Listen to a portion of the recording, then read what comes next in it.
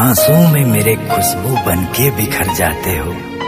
कुछ यूं चला है तेरे इश्क का जादू, सोते जागते तुम नजर आते हो।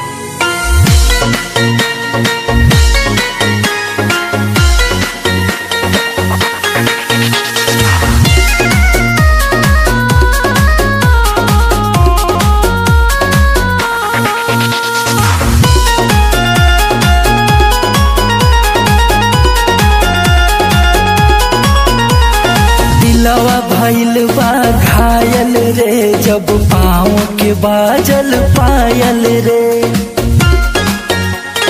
हाँ, दिलवा भइल बा घायल रे, जब पाँव के बाजल पायल रे।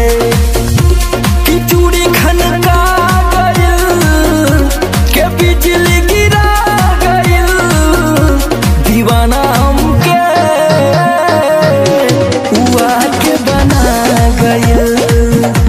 दीवाना हमके हुआ के बना गइल।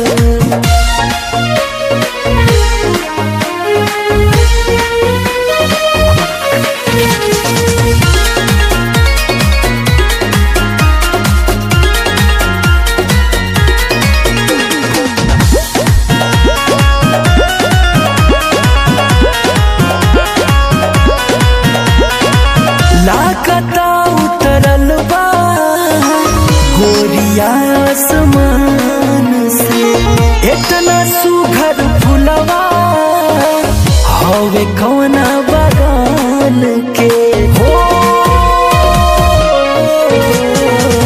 लाकता उतरल बा गोरिया आसमान से, इतना सुघर फुलवा हवे कौना बगान के। नजर पे छा गइल, उ दिल के भा गइल, दीवाना हमके हुआ के बना गइल। दीवाना हमके हुआ के बना गइल।